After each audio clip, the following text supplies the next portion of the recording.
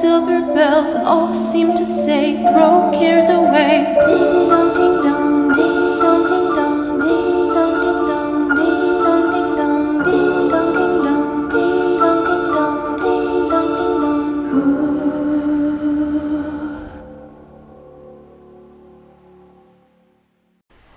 Okay, so today is the 5th of December. We have a new set of evidence. What I've done before I open that is I've just I made a new list for my suspects. And sorry mate, you're going to have to go down because we're doing some serious police investigation here. There you go, my man. So I've still got my list of all the people that have been mentioned, but I've actually got a list of my main 4 suspects. I still like the woman who was on the interview. I'm going to call her Riley Abel, ? Because I think that's who that might be from the social media. We've got Mrs. Mary Kringle, who's the wife. She's bad temper. She's angry. And I can put the word violence in there. We've got Johnny Bezel, who's involved with drugs and some kind of viral infection, so that might be an alibi for him. And then we've got the next door neighbour, is it? The Ed. He's crazy and erratic, complaining of smells, and I think he's next door. Also, I mentioned yesterday that there are some clues that you can look at on the website, and I just thought, right, so there's 24 days. Let's have a clue every 6 days, so the third clue will be out on day 18. They may not help us at all, but they might help us. So, police evidence, December the 5th, agency Briggs Investigations, seized by attending officers at scene, items relating to missing person Nicholas Kringle, copy sent to detectives for further investigation. So let's have a look what's inside here. So we're expecting a covering letter, and there it is. So, hi guys. Okay, slow news day today. No news is bad news for our boy Nick. Maybe if we narrow down the time he disappeared, then we may start looking at the movements of any suspects. The police are finally starting to take and share statements with us. So have a look and see what you... I think that should say think. See what you think. Contents, 2 statements and a photograph. So there is a photograph, and that looks like a photo of a boot. So are we to assume that that's Nick's boot? I don't understand the dates on here because this seems to be last year, but it's got this year's date on it. Come on, mister, you're being a pest. Excuse me 1 second. So I'm guessing that is his boot. Possibly. So we have 2 statements. So the first one, witness statement. Statement of PC Kira Colgan. Date 1st of September. This statement, consisting of 1 page, each signed by me, is true to the best of my knowledge and belief, and I make it knowing that if in tampered in evidence I shall be liable for prosecution if I willingly state anything in which to be false or do not believe to be true. So the statement says, I am PC 8729 Colgan, currently based at Montford Police Station, Leicestershire. I was on duty on the 30th of November 2023 at around 4 p.m. when I was instructed to drive around the local area to see if I could locate missing person Nicholas Kringle's car, which he had left home in the previous day. I conducted a search of the free car park behind the shops on the high streets and quickly located the car parked in one of the corner bays by the recycling bins. The bonnet of the car was cold. Walking around the car, I noted a set of keys lying on the ground by the rear passenger side door. Ah, there we go. There's the keys. Walking around the car, I noted a set of keys lying on the ground by the rear passenger. A little distance away, I noted a red boot lying on its side, and there is the red boot. The car was unlocked. I checked and confirmed the keys lying on the ground belonged to the car. I noted the boot of the car was full of what appeared to be sacks of animal feed.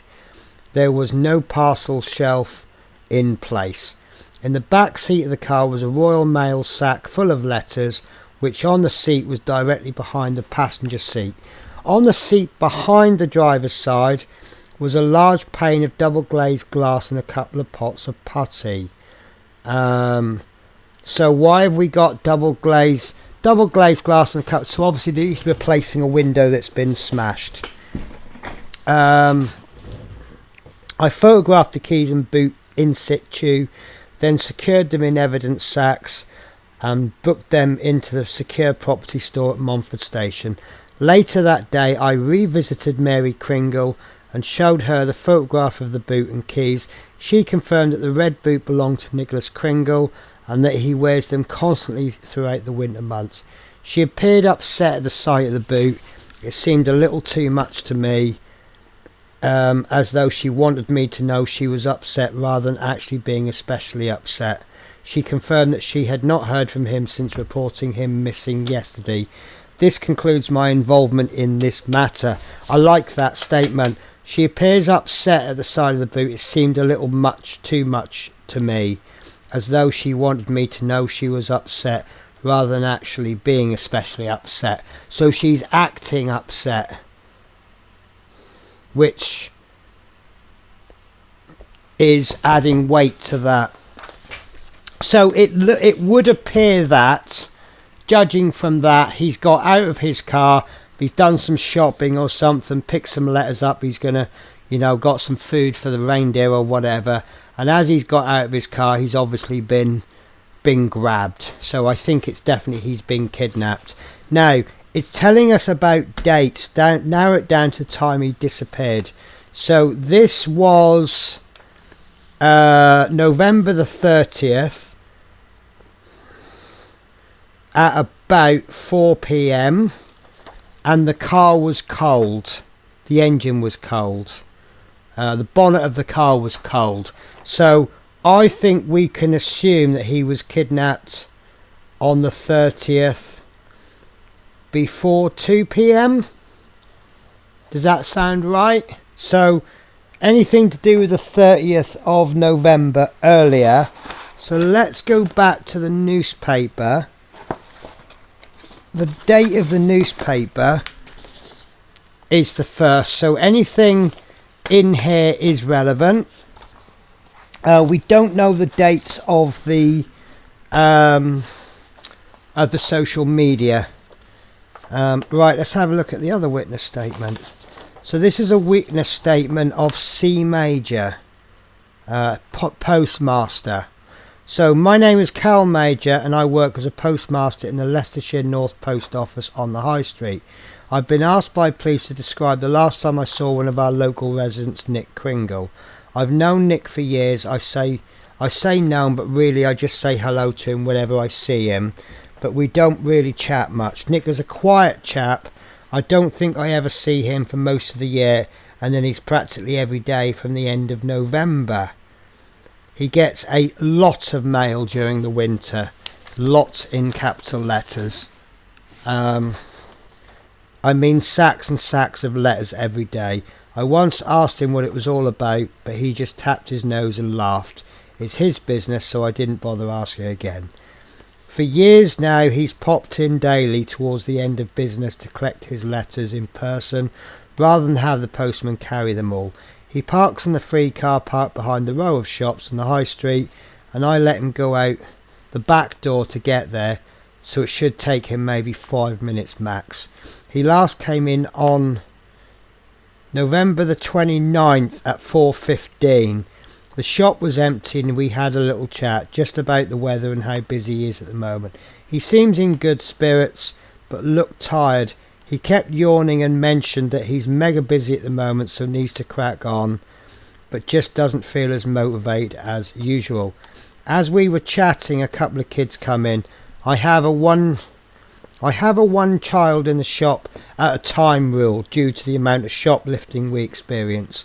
I politely asked that one of them leave and received a mouthful of abuse in return, which is just the way it is these days. This incident seemed to upset Nick. His mood deflated instantly, and he made a comment along the lines of, "There's just no good ones left, why do I bother?" He left a minute or so later, and that's the last I saw of him. Right, so we've got the 29th of November, 4:15. So if we go back, now this statement was done on the 2nd of December. So if we go back to this one, they were on duty on the 30th, around about 4 p.m. And the contents of the car was a large pane. Right, sacks of animal feed. In the back seat of the car was a Royal Mail sack of letters. So we now know that he was kidnapped or whatever somewhere between the 29th of November at 16:15 to 30th of November 1600. So we've got a 24-hour window. Right, let me take a pause. I want to go back to some of the other evidence. Okay, so this is some of the evidence that I'm after. It's his mood diary. I want to compare his moods for the 30th and the 29th. But in actual fact, 27th is the last day there's any mood. I'm sick of feeling low. Today everything is going to change for the better. Positive mental attitude. Come on, Nick, you have a lot of work to do. I'm ready to take on the world. A real corner has been turned here. Happy for the first time in ages. No more wallowing. So, 28th November, no entry. 27th November, 8 out of 10. 29th, collecting mail at 16:15. 30th, missing at 1600. Does that help, guys? What are your thoughts? I don't know. So we know that he was at home on the 27th. The 28th we have a big gap.